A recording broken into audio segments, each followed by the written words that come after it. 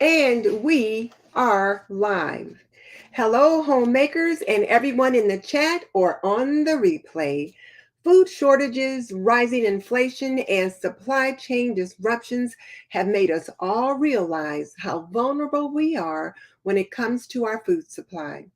On this episode of Homemaking with Purpose, Leisa Sutton of SuttonsDaze will be here to offer advice and commentary on building a prepper pantry and her January Pantry Challenge. But before we get into that, welcome to Homemaking with Purpose, where we bring to you the best ideas, interviews, and information for today's homemaker. I am Denise Jordan, your host. And this episode of Homemaking with Purpose is brought to you by Apron Diva, our online apron boutique. Pretty and practical, we believe that an apron can be a homemaker's best accessory. And tonight's featured products are the cookie and the carry. These are our recipe aprons, and they are just so pretty. And as we say, pretty and practical, an apron can be a homemaker's best accessory. These little beauties are 25% off, and Valentine's Day is just around the corner. So if an apron is on your wish list, let your boo know now so he can order soon to take advantage of the sale. All right. Please give Leisa a warm welcome as we welcome her to the platform. Hello, Leisa. Hello there.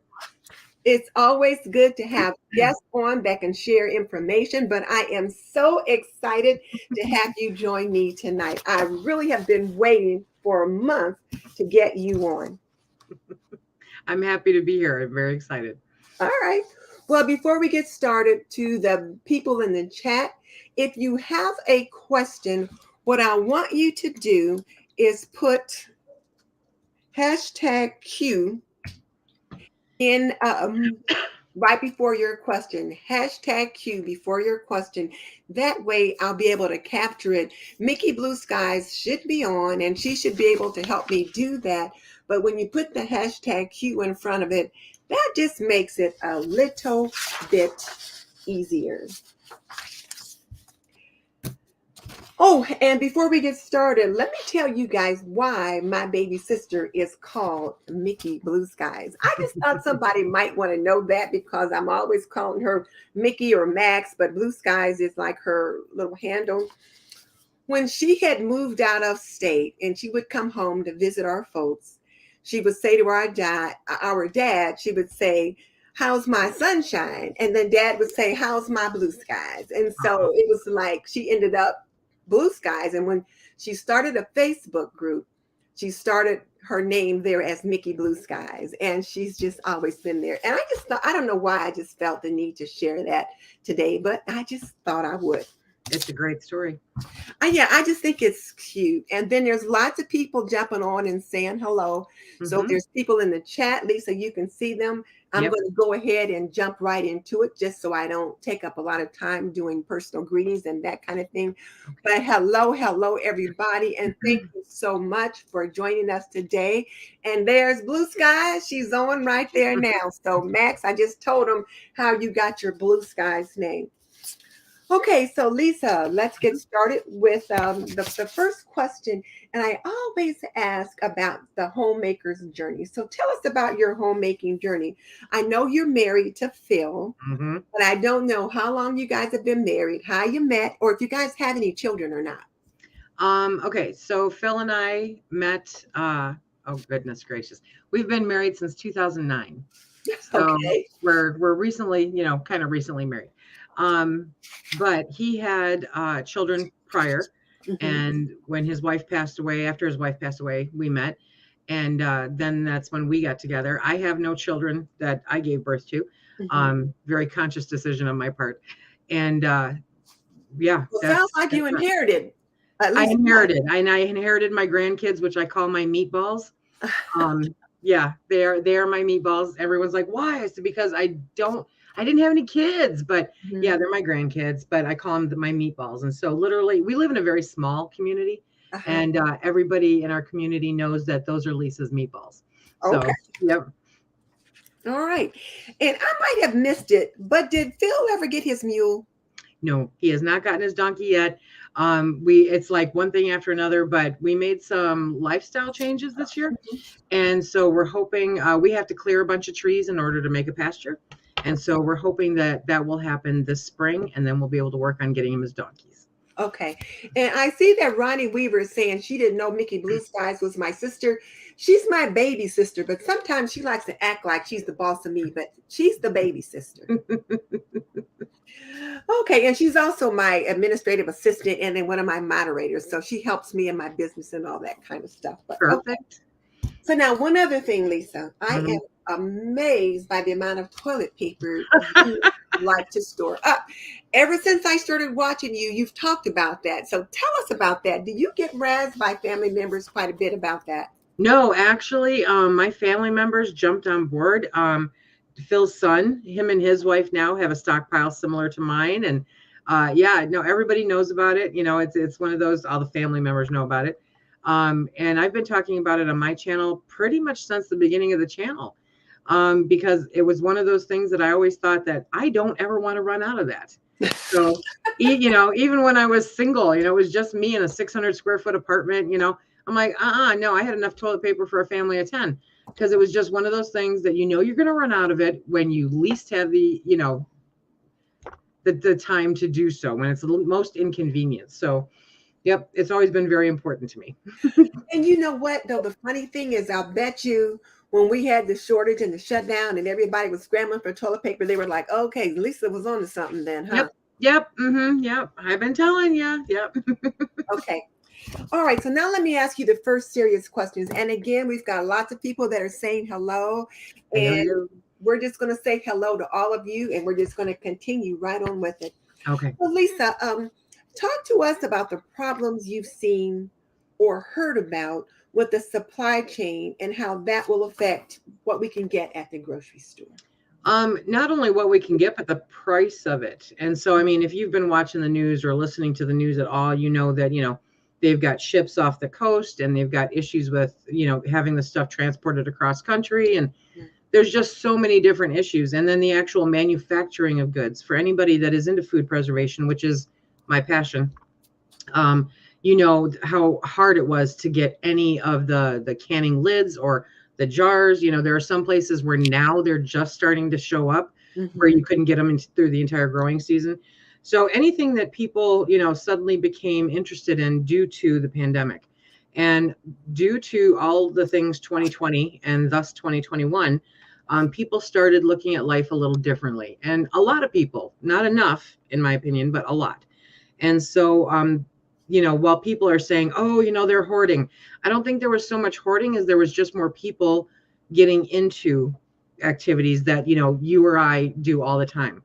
So if you're used to baking your own bread all the time, and suddenly, there's a pandemic and everyone can't go to the store and they want to start making bread, there's going to be a shortage. That's the way it works. And like anything else with the supply chain, there's normally only about a 3-day supply in any given item in any given store. So when the populace all kind of, jumps on that store and wants all that stuff, you're going to run out very quick. It's going to be hard to get it back together again. What I'm finding interesting is the different things that randomly come up. Cream cheese. Cream cheese. Why? Cream cheese. Okay. Yes. I'm like, I've why? got a box. Yeah. It's come on, people. So it's just the odd stuff like that. And, you kind of sit back and you look at it and go, are they creating this, or is it an actual thing? And so you have to, weigh your pros and cons, see which way you feel about it. Pardon me, but it's something you need to keep an eye on. So if it's something that you're passionate about, which people who know me know that, coffee is my life. If you really, really like your coffee, you want to make sure that you have 6 months or more coffee. Okay. Especially because prices are going to be going up. They had some severe weather. There were crop shortages. Prices are going to go up. Demand is going to stay the same. I mean, it might even go up. but Yeah. those prices are going to go up. And so, if you're on a budget, if you're on a fixed income, one of the important things to do is to take some of that extra income, if you've got any, and put it towards stockpiling. Okay. So I like that. I just want to emphasize that again. So you said if you're on a budget, take some of that budget, some of that fixed income, and put it toward stockpiling, Yes, or which is to begin to build that reserve food supply for your family. exactly, for you and your family. Yes. Okay. All right. Um, your annual pantry project is how I actually met you a couple Oh years. yeah. Somehow or another, I came across one of your videos and you were talking about your pantry project. Mhm. I never thought about having a pantry other than what I already have in my kitchen every day. But Right. after following you, I began to think more about an extended pantry, a prepper pantry, and more about food preservation and how I use food and how I wasted a lot of food. Oh yeah, yeah, Yeah. yeah. Food waste is something that I'm really big on, because it's not good. I mean, the United States of America, Mhm. on average, wastes 40% of the food that they purchase. I believe it. 40%. And Mhm. we have children and elderly people going hungry. Mhm. It's criminal, so to waste food like that is just not something I can condone, and it's something that we need to work towards improving. And you talk about it a lot on your channel. So after I started following you, one of my good friends started a YouTube channel, Mary from Mary's Nest. Do you know Yep, Mary? I know Mary. Yep, We're good friends, and she does a no waste kitchen. And yep. so, and I really kind of glummed onto that. So I really tried to become a no waste kitchen. So I started doing all kinds of things that I never would have done before. Hmm. But can you tell us how you came up with the idea for the annual pantry challenge and why you think it's important? January Pantry Challenge. We've been doing this, I don't know, 4 or 5 years now. And Mhm. it was just something, after the holidays, people tend to overspend during the holidays, their budgets are really strapped. January is a great time to go, okay, let's just bring it back in and let's Mhm. eat out of our pantry. It's, and this challenge is something that you can make fit your family and how it works. So you can either go a full on no spend, or you can do a low spend, only, spending a certain budget amount or only picking up certain things. Here, we strive to be pretty much a no spend. Mhm. Um, we try to only consume what we actually have in our pantry. Now, I am of the firm belief that your pantry is the best insurance that money can buy. Yes. Absolutely. Okay. So I know that if there's a job loss or an illness or anything like that, the one thing that we don't have to worry about is my family going to eat? Are they going to be able to take a shower? Are they going to have enough toilet paper? Okay. So it kind of covers, the pantry covers all of that stuff. And so that to me is the best insurance that money can buy, especially with the inflation that is hitting us now and will continue to hit us in the near future. So being able to know, one, how to stock that pantry, but the January Pantry Challenge teaches you how to use that pantry. So Mhm. it's important. You don't build this all up just so that you can sit there and look at it. That's not the way it works. You build it up so that you're able to survive off of it if you Yes. need to, but you also have to rotate through it. None of this has an infinite life. Mhm. So when you get it there, you need to learn how to use it, how to rotate it through, how to backfill it once you start using it. And our tastes change on a constant Mhm. basis. One week, or one year, you may really love split pea soup, and then you may not touch it again for another 3 years. Yes. So it's one of those things that you'll learn how it goes in and out, and the different things that happen. It gives you a chance to remove things that no longer appeal to you and your family, and if they're still usable, you can donate them to a food pantry or something. And then you learn different things that you can put in its place. And one of the things we do, which is the upcoming week, is a DIY kitchen. It's a way of learning how to make things yourself instead of relying on having to go out and buy them, because mustard powder lasts a whole lot longer than mustard. So Mhm. learning how to make your own mustard is a great way to be able to backfill that pantry with less space and a better product for you. It doesn't have all the chemicals in it that you may get from the store-bought stuff. Okay, now I'm going to back up for a second. You talked Okay. about rotate that food out, and I Mm-hmm. know first in, first out, that kind of, Mm-hmm. but I'm not sure that some of our people that are on watching understand what you mean, because I've got a lot of young homemakers that follow me, and a lot of them have not started an extended pantry yet. So what do you mean by rotate in and out? Okay, so when you first start a pantry, okay, what you're going to do is you're going to take a look at the things that you eat commonly. And if you go to the store, if let's do tuna, okay, so if you go to the store and you buy tuna because you eat tuna at least once a week, then you can pick up an extra can of tuna and set that back. Okay, now you have that extra can of tuna in there. It's one less thing to worry about. So when you go to the store next week, okay, and you pick up tuna again, then you can pick up an extra one again, and then you put that behind the tuna that you bought the week before, and then that one that you bought that's extra is now the forefront, and now you've got two in the backup. And as you do this, as you build up your pantry like this, you always, the oldest item always comes forward and the newest item always goes to the back. So that's rotating your pantry. Okay. And you have to do that with literally everything, because everything, while there are expiration dates, there's not, and there's, best by dates, but some things just do better if you use them, instead of just letting them sit there. So it's important to make sure that you're using these items. And I mean, spices go stale. Flour goes rancid. I mean, you have to find out what the shelf life is on a bunch of this. And some of it is, live and learn, but also it can be just a little bit of research. So learning how to do all that and learning how to make it move and flow through and keep track of what's in there. That's the biggest thing with the pantry challenge. It's always the pre-homework is that I ask everyone to go and inventory their pantry. Inventory. And we've got some folks that are just like, no, don't make me do it. I don't want to do it. It's so helpful though. I've started doing that every year. Haven't done mine yet. Maybe I'll get it done tomorrow, but it lets you know what you've got and then you can use what you've got. I know my husband fishes a lot, and so he'll get to a point where he's got so much fish in the freezer that sometimes it's getting a little freezer burn on it. Yep. So he'll take a lot of it out and he'll give it away. And he gives it away filleted and nice little baggies and all that kind of thing. Right. Just to kind of stay on top of things. And then when the spring comes, he just kind of starts working on it again for the next year. There you go. Yep. And I mean, that's it. You don't know what you need unless you know what you have. Right. And the only way to do that is to inventory it and find out what's in your pantries.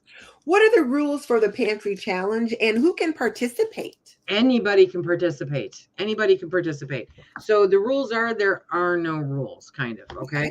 If that we've got people, so say like Phil and I, we go all in. We're not going to go grocery shopping, and we're just going to survive off of what we've got in our pantry, right? There are other people that go, no, I'm going to spend $20 a week, maybe on some fresh vegetables, fruit, and dairy, and it kind of depends on you and your family and, how you want to make it work for you and how all in you want to go. Some people want to go all in and see how long they can make it. Some people, will only do 2 weeks all in and then they'll supplement, for the second half. Okay.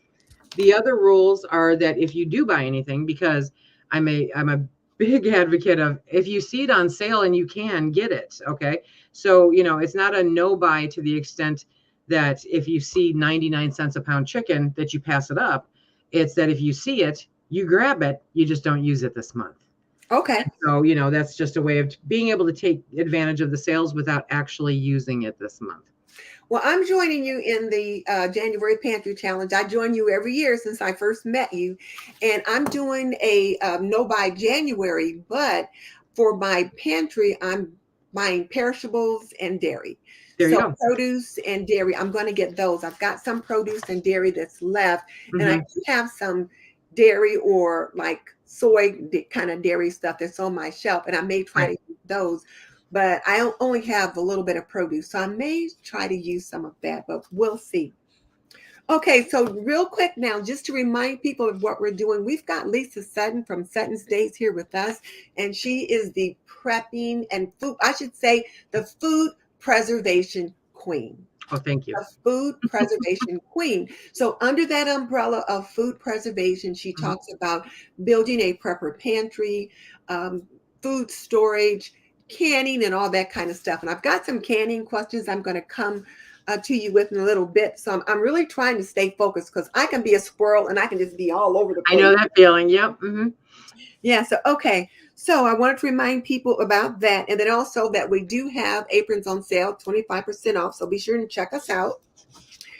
Okay, so Lisa, why should every homemaker have an extended pantry, sometimes called a prepper pantry? And I really want to make people know that a prepper pantry is not a dirty word. No. An extended pantry, but it's, as you said earlier, it's your food insurance. So why should every home have one? Because everybody in the home eats, quite simply. It's one of those things that's a constant.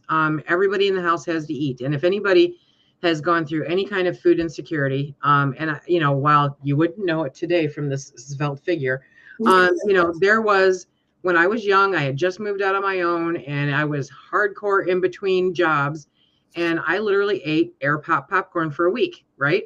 Oh, So, that's something that nobody ever wants to revisit. There's a lot of people, especially senior citizens, who are running into food insecurity because there's not the income. Once you take out the medication and the cost of living, and they're living on Social Security, which is not very much. no. There is some food insecurity there.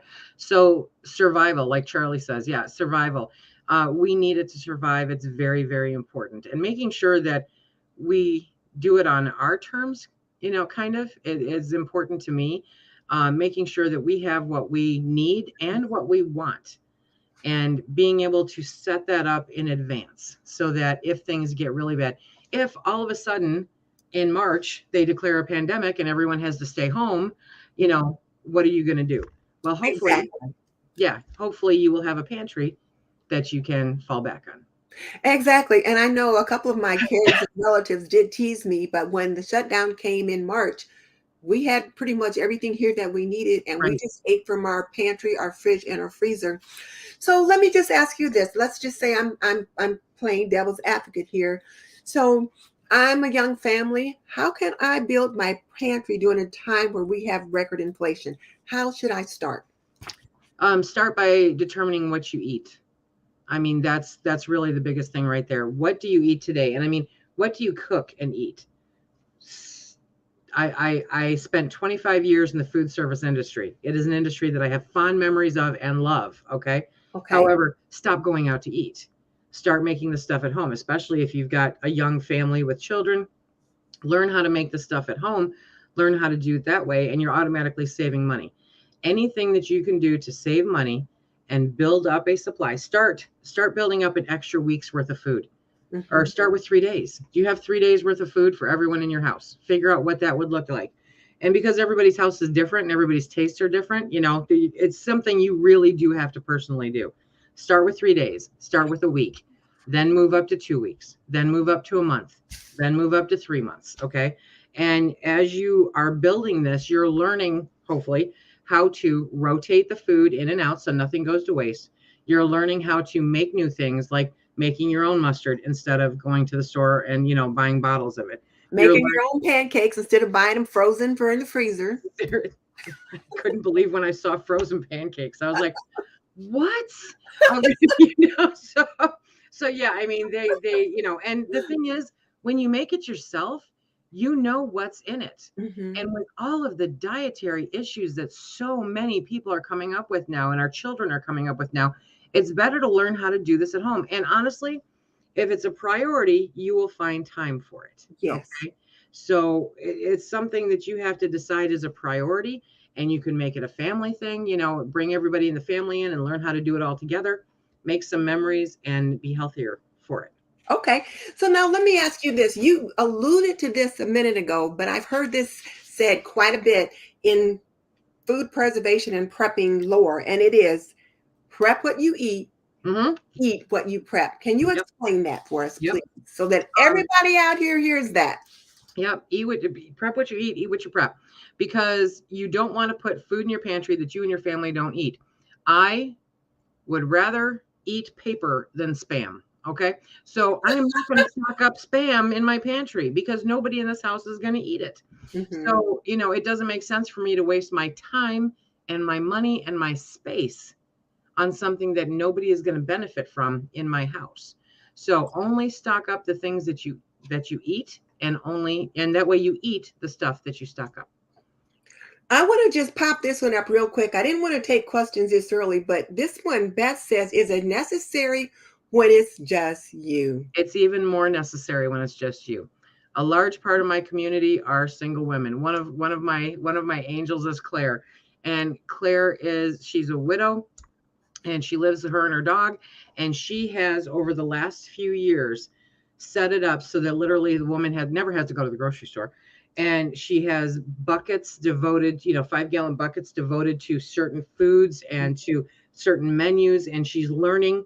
I mean, that's one of her goals, is she learns how to use it all. Mhm. And so she's doing all of this, and she's got this little grocery store in her house for Good. one, and that way she knows she is taken care of, and that way she doesn't have to worry about somebody else having to worry about her.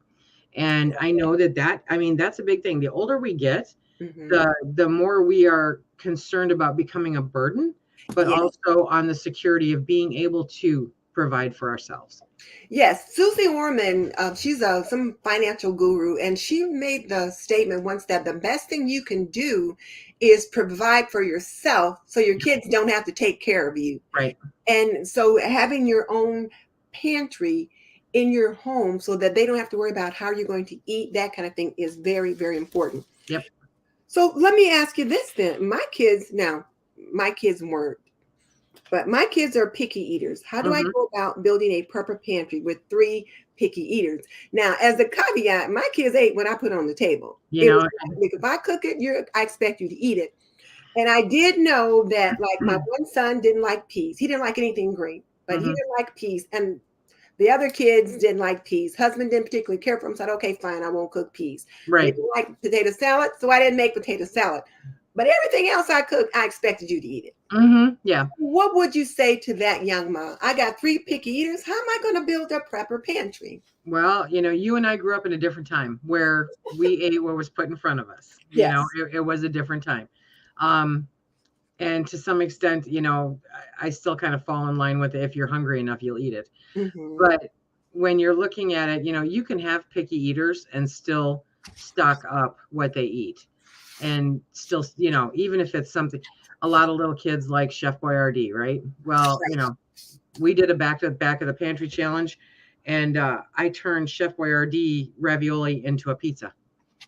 Oh, You make pizza dough and you throw that on there. So there's ways to make it work. There's ways to work around. It's still, if for your example, you wouldn't buy peas to stock in mhm. your pantry because people in your family don't eat it.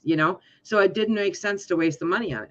So yeah, I mean, some people have very picky eaters. There's always ways around it, and to be able to stock up what they do eat. Okay, I'm going to give you one more, and this is from Jack's Florida Girl. She's one of my subscribers here, and says, unfortunately, not everyone has money to buy food, much less have a stockpile. Mm-hmm. So one of the things I want to suggest, though, Jack's Girl, is this.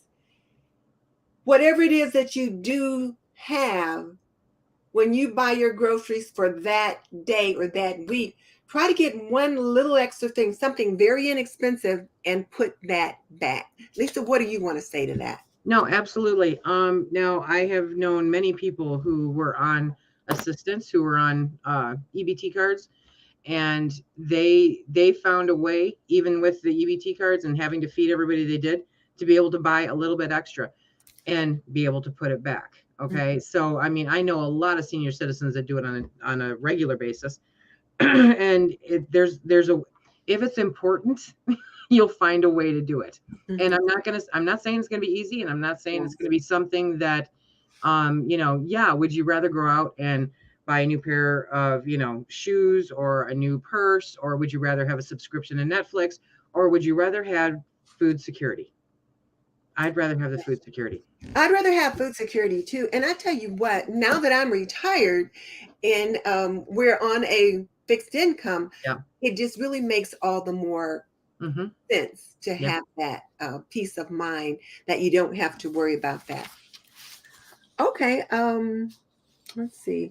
Oh, Ronnie said her husband is a meat and potatoes man and doesn't like freezer meals. Any Mm-hmm. suggestions to Ronnie? Yeah. Learn how to pressure can, because It's shelf stable. You don't have to worry about freezers. Um, it's super simple. I have a meat and potatoes guy. Phil's a meat and potatoes guy. Mhm. And we have meat and we have potatoes and we have carrots and we have green beans and we have beets and we have, but Mhm. literally I have probably over a year's worth of proteins sitting on shelves in my pantry that I have built up over time to make sure that my meat and potatoes family eats meat and potatoes. Okay.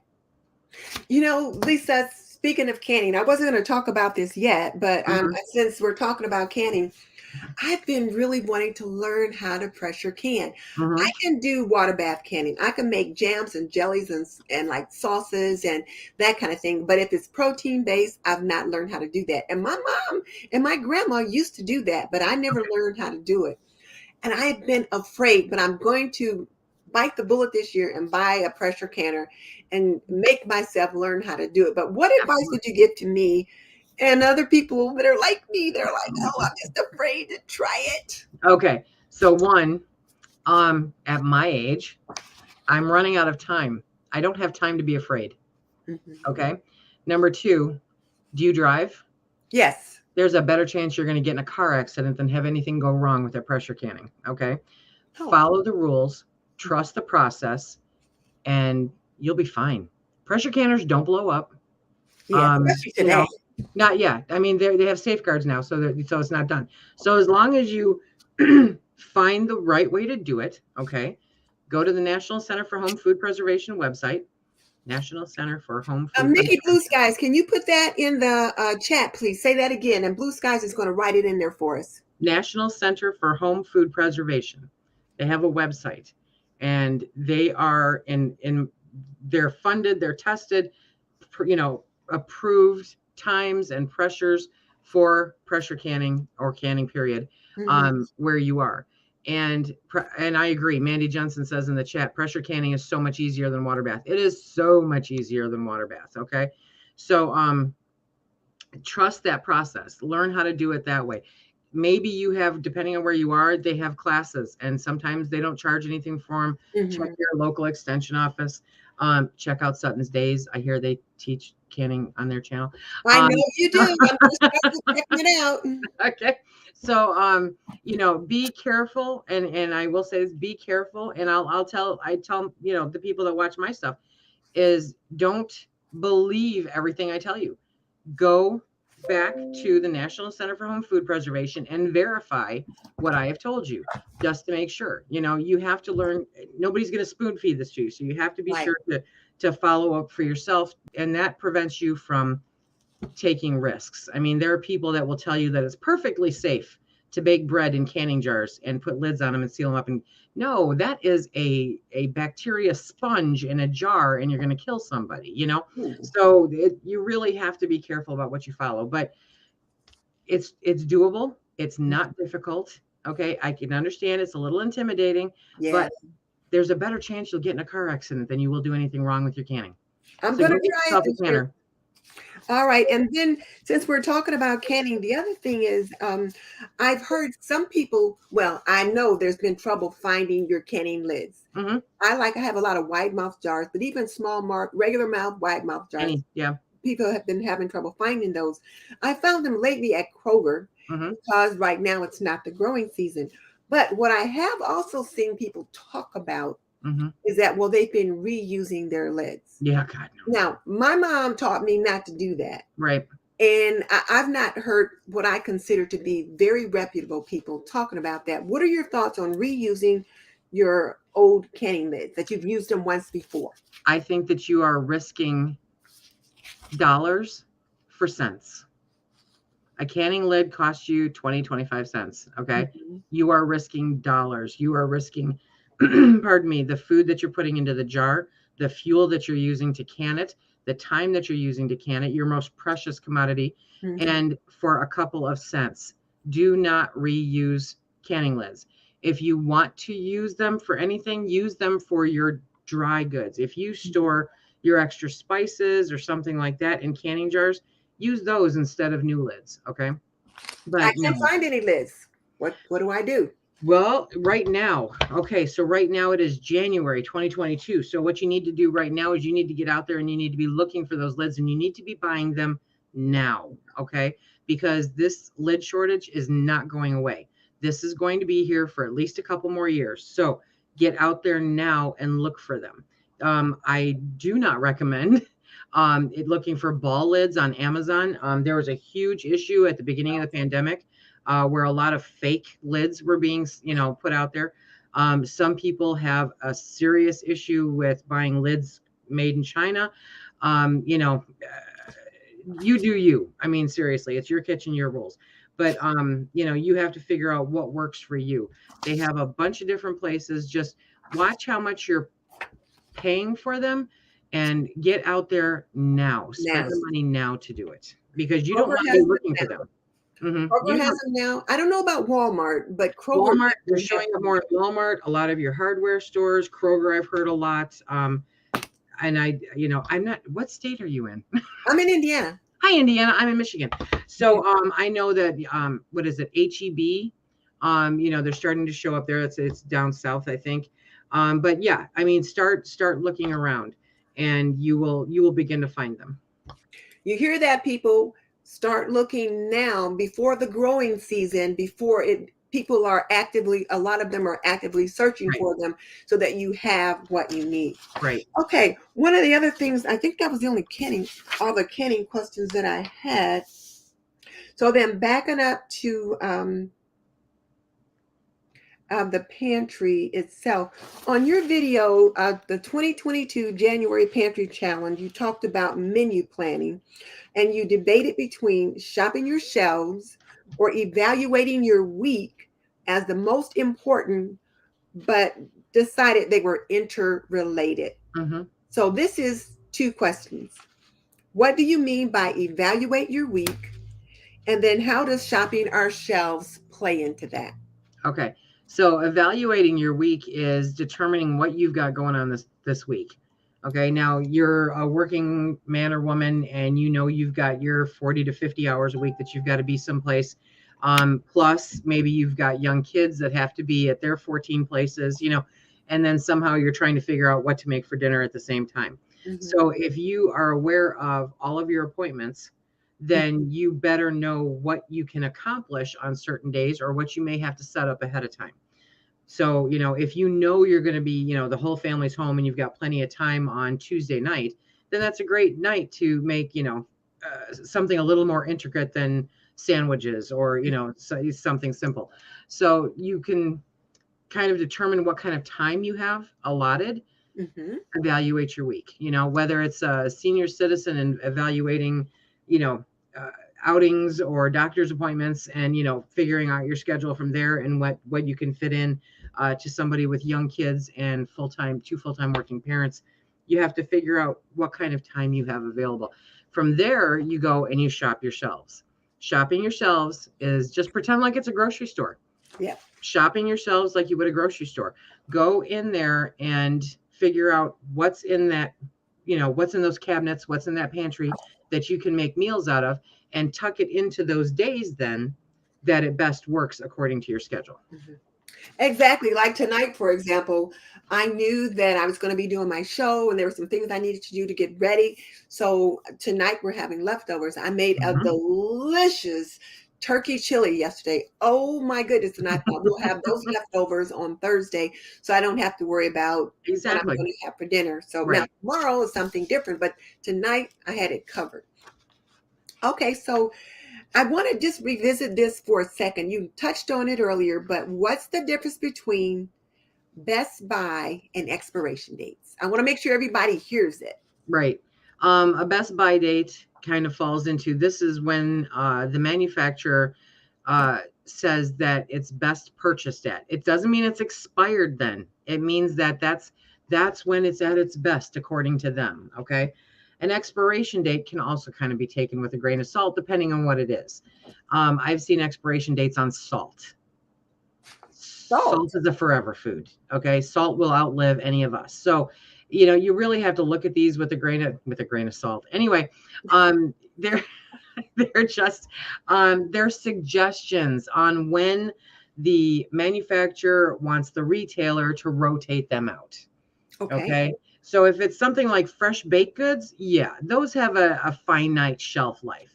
If it's Chef Boyardee ravioli, not so much. You've got some leeway on that.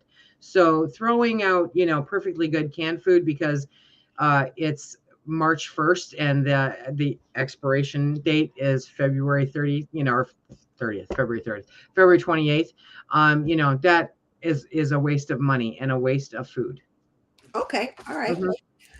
So, in that same video, you talked about different menu planning styles. I didn't know there were different menu planning styles. Can you elaborate on that? Well, yeah, because we all do things differently. We all do things completely differently. So some people may go through and they've got it figured out: breakfast, lunch, dinner, and snacks for a family of 5 for the entire week or the entire month. I know people that menu plan for the month. And then, you've got somebody like Phil and I who are pretty much, on your own for the first part of the day, but this is the dinner menu for the entire week or the entire month. And so everybody approaches it in a way that best suits their lifestyle and their time. So it's just a different, it's the same way as everybody takes their coffee, just a little bit different. Okay. All right. So how can menu planning help me use my time better, save me money, and answer the question, what's for dinner? I hate that question. It is the most dreaded question. And I'm the one asking it. Okay. So, I hear myself saying it and I go, why are you doing this? What do you want for dinner? What's for dinner? No. And he always says, well, whatever you cook. Whatever you want. Yeah. I don't care. Whatever you want. Yeah. I'm asking you, what do you want? Whatever you want, whatever you cook. Game on now. It's all me. I'm taking control. So, for me, creating a menu plan like that lets me start on Sunday. And so Sunday, before the crazy work week sets in, I sit down and I go, okay, Monday we're having pork, Tuesday we're having chicken, Wednesday we're having fish, Thursday we're having this, and I go through. And then I look in my pantry and go, okay, so I know that Monday, what did I say, chicken? Monday, if I'm having chicken, then I can pull some ugly chicken off the shelf, and I can make chicken Alfredo. Poof, that's super simple, easy dinner. We're in and done. And write that down. And I've got all the ingredients in the house. I don't have to go grocery shopping. Tuesday, we're doing pork. Oh, look at them. I grab some pork chops out of the freezer, let them defrost because it's only a couple days off. We're good to go. And I can, how am I going to cook that? I'll figure that out and what all the side dishes that go with it. And I will do that for the entire week for dinner. And so if I have to pull anything out of the freezer, I do. I put it in the refrigerator in a dish so that it defrosts. I make sure I have all the ingredients. And I know before I leave for work in the day and when I come home, what that answer to that question is. I know what we're having for dinner because I've got it on the list. I don't have to think about it. I've got everything I need right here. Let's take it. Let's run.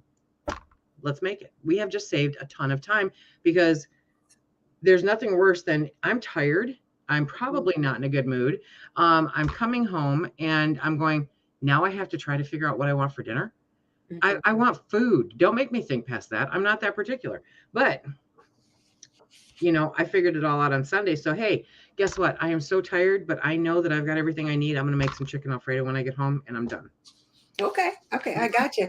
So let's say I'm a working mom and I need to get meals on the table pretty quickly in the evening. What's your advice for that working mom? Oh my gosh. Menu plan. Absolutely. Menu plan and a crock pot or an Instant Pot is your best friend. Seriously. And there are tons of menus or tons of recipes out there, to do it. But you can set that crock pot in the morning and when you come home, it's ready to go. It's just a matter of sitting down and figuring out what works and what your family will eat and how you can best make that happen. And that's too funny that you said that because my next question was going to be, what appliance would you recommend that every new bride should have in her home? A crock pot. Yeah. Yeah. Okay. It just makes life easier. So, and you talked earlier about getting the family involved in the menu planning and the shelf shopping and even the project pantry. Absolutely. Can you emphasize why we should do that? Yep. Because not everybody likes peas. True. Right. Okay. Everybody likes peas. So if you sit down your husband and your son and your daughter and you say, okay, what is your favorite meal? And one says pizza and one says meatloaf and mashed potatoes and the other someone says chicken soup. then poof, look at, we have just created 3 dinners right there. Let's make sure that we've got everything that we need for them. Those are going on the menu, and they all get what they want at least one day out of the week, right? Yeah. And so that way they're involved. They feel like they're part of the process, and it's taken some of that creative pressure off of you. Okay. Cool. Well, I think those were the questions that I had for you. I can't believe we got through them all that quickly. I'm like, wow. But you just kind of covered so many of them in different sections. So let's see if we have any over here in the chat. I don't think so.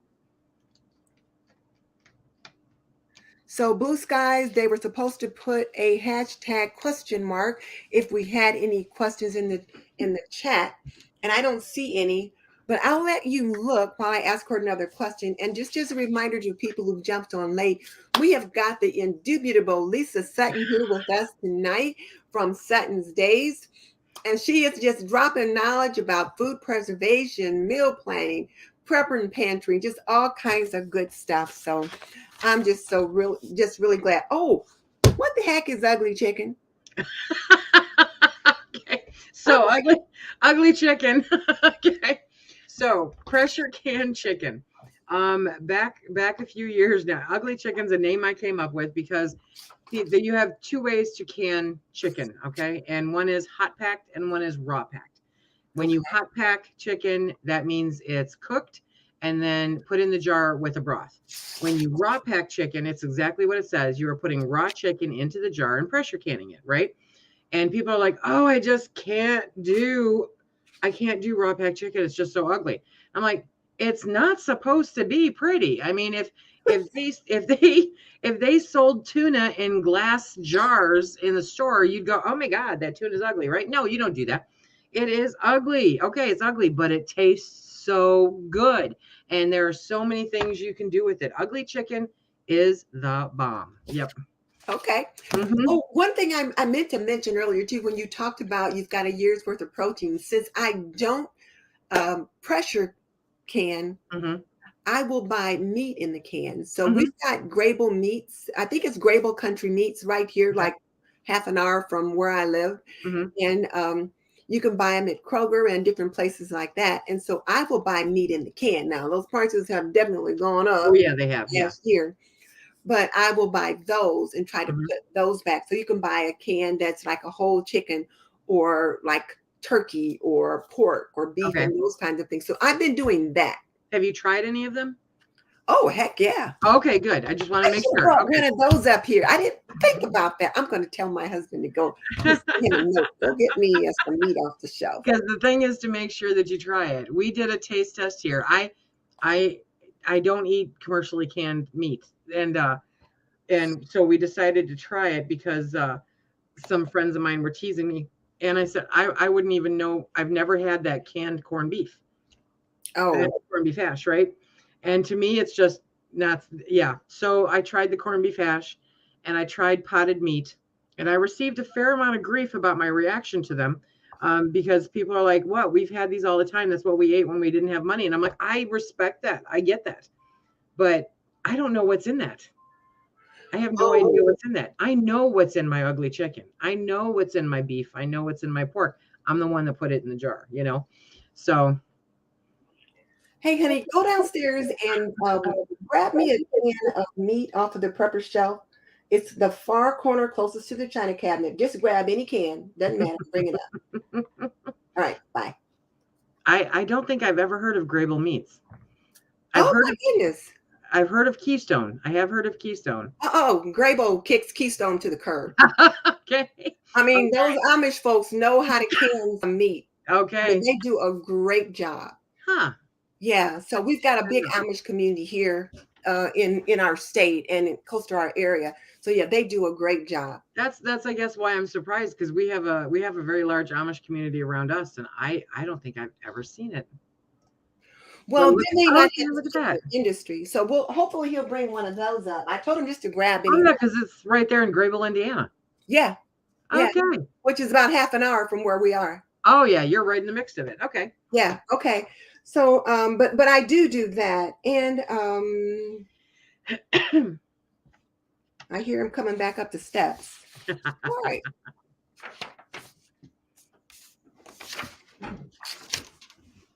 Oh, good. Peekaboo. He's like, what? Because typically when I'm on a show, I'm like, don't come in. I'm, it's quiet and all that. Okay. All right. So is there anything you want to add? No, I'm good. Thanks. Okay. So you've got all that in. So I think before I'll do that. Okay. We got that done. All right. Time for the lightning round. Okay. So for Lisa's people who are joining us tonight, and a lot of your people are jumping on here to join us, and I so appreciate that. At the end of the guest discussion, I do a lightning round where I just ask them fun questions like girls or boys, pink or blue, cats or dogs, something like that, and they just have to answer. So I've got some questions I put together for Lisa based upon my knowledge of her. The pressure. So, all right. Instant pot or slow cooker? Instant pot. Ugly chicken or witch's brew stew? Ugly chicken. January or Cracktober? Oh, January. Lemon drop jelly or maple apple jam? Lemon drop jelly. Oh, I thought you would say maple jam. You put me on that one. Okay. So the other part of your challenge is this. Oh my gosh. I brought up a box of things off of my pantry shelf. Okay. Oh, we got a question. I guess we better do that first. Okay. Ronnie asked, what is Keystone? Somebody asked, wait a minute, where is it? Keystone is a name brand of meat. Yes, somebody asked. Oh yeah, Ronnie Weaver. She's a few above that. It says what's Keystone? Yep. Yeah, it's a name brand of meat. Okay, so I'll start with this one, and this is from Graybill. So Graybill Country. It's a boneless turkey. What would you think? That's a big can. Look at that. Okay. Yeah, it's a big can. This is one of their bigger ones. That's got one that's half this size. You can get cooked ground beef, everything. So what would you make with this? What would I make with that? Turkey pot pie. You said what? Turkey pot pie. Turkey pot pie. Okay, and as far as nutrition, ingredients: turkey, salt, and pepper. There you go. There you go. All right, there's that. I got this courtesy of you. Thrive Life. Thrive Life chicken. Yep, that's some awesome chicken. That tastes so good. You know what I do? That is like my emergency chicken soup. I always keep a can of that and a can of the chicken bouillon in my desk drawer at work. Mm-hmm. And when I don't have time to go out to lunch, or if I forgot to bring a lunch, that's my emergency chicken soup. Yeah, this is freeze-dried chicken. Yep. Okay. Look at that. This is tomatoes, like diced tomatoes. Yep. So diced tomatoes, what would you make? Oh my gosh, you could make anything out of that. And I got some pasta. And you got some pasta. So look at, add some seasoning to that. You could add that turkey to that and serve it over pasta. Good stuff. Velveeta, hello, that goes with the pasta too. Nothing like mac and cheese. You can do all kinds of stuff with Velveeta. Okay.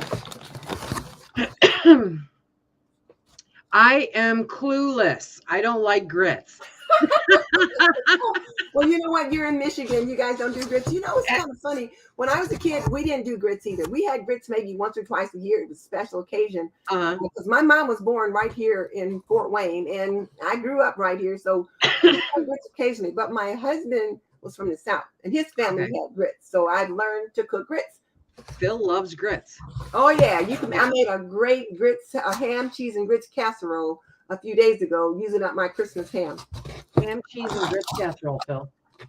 Yeah, check out my video. Okay, we're checking it out. Sundial bumblebee. Oh, look at that! I have never seen that.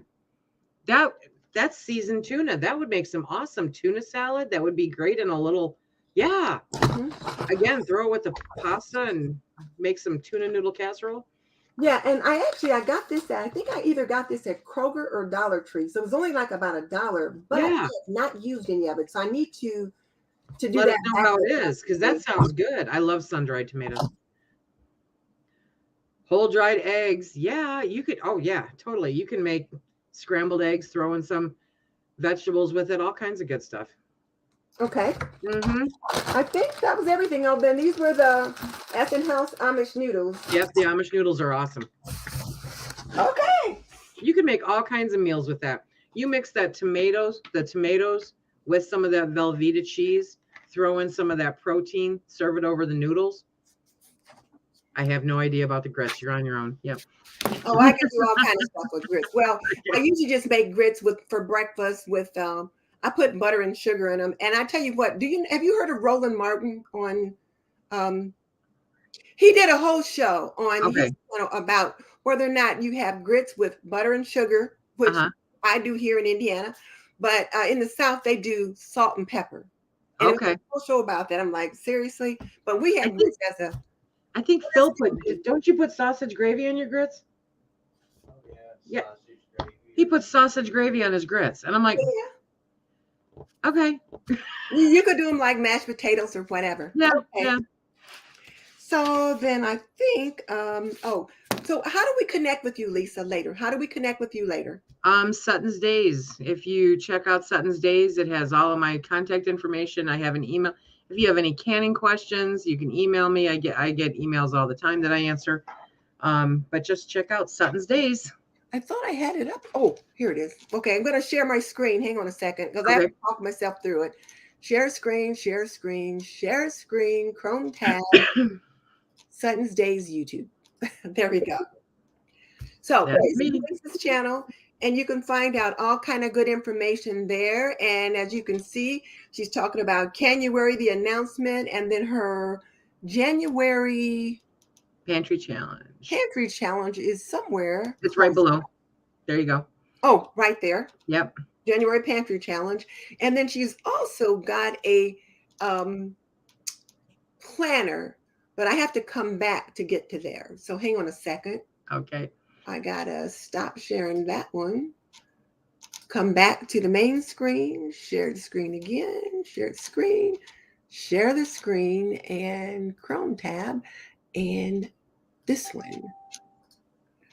So if you want to get a hold of Leisa's Pantry Project Planner, you can go to her Etsy site, which is right here. Look at it, etsy.com/shop SuttonsDaze Creations. Blue Skies, if you could put that URL in the chat, that would be great. But you can get a hold of her Pantry Planner. Tell us about your Pantry Planner. Well, we started a few years ago with what we called Project Pantry, and Project Pantry is an organizational system that is a very basic, bare bones organizational system that will take you through every aspect of your pantry to help you inventory all of it. Okay. We kicked it up a notch this year and we created a planner around it. Now it's a PDF, so you download it, you print off only the pages you need. Mm-hmm. And not only does it have the organizational system, the menu planning, all of that, but it also includes your typical planner, with the weekly planner and the monthly planner. And then on the weekly side of it, you have your schedule, that you keep out, your normal calendar, but then it also does your menu plan and the shopping list that coincides with that menu plan. And it has a system set up for you so that you can inventory your pantry every quarter so that it helps you better keep track of what you use and how much of it you use. Okay. Somebody just said they tried Lisa's ugly pork and noodles recipe from her new recipe collection on Etsy and they loved it.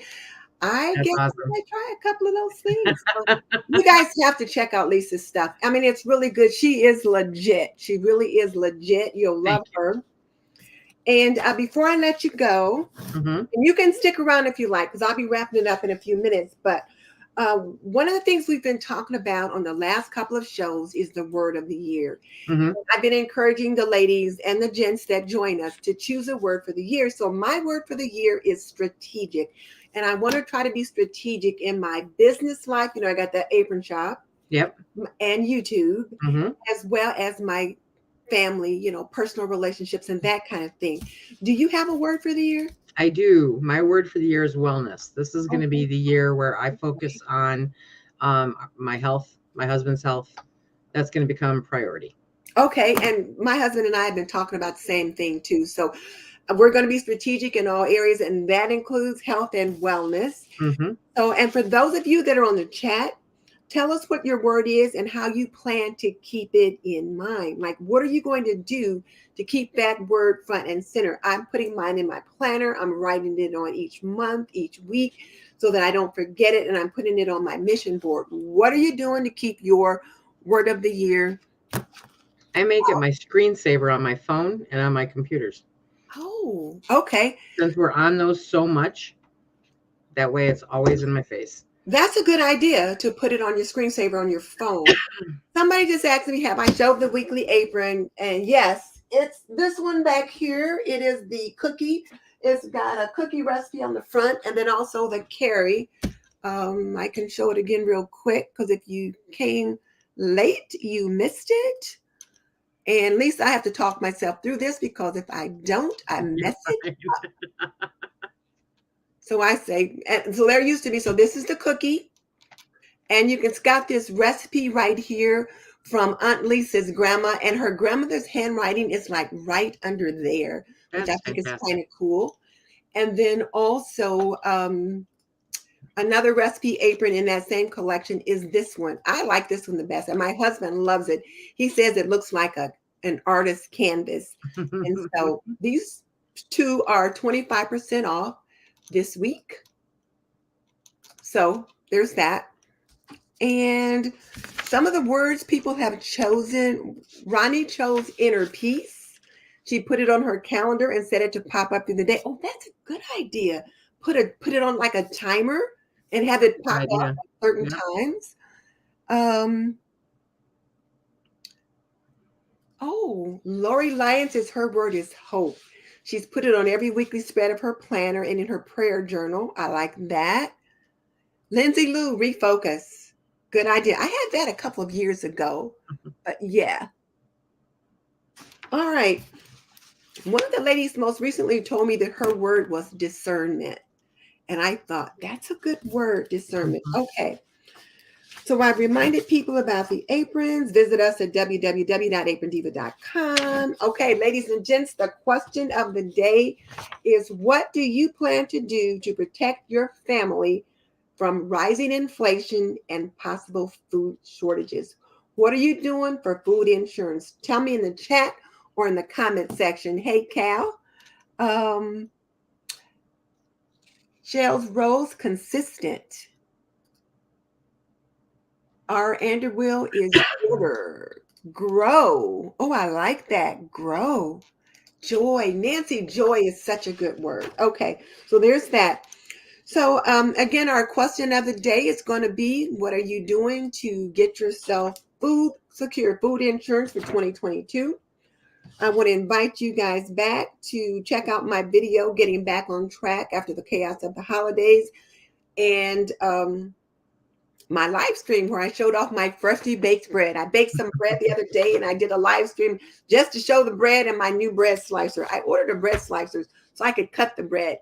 Yep. So there's that.